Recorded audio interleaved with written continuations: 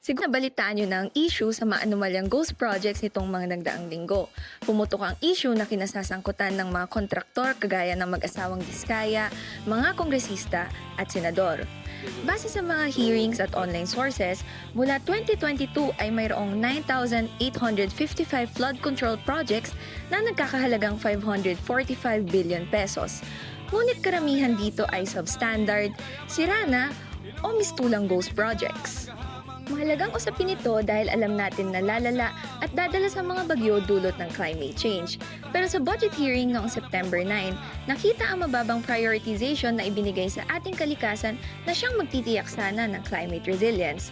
Sa overall 6.793 trillion pesos budget, 29.3 billion pesos o 0.43% ang allocated sa DNR, habang 1.556 trillion pesos naman ang inilaan sa mga proyektong para raw sa climate change adaptation tulad ng mga infrastructure projects sa ilalim ng programang Build Better More.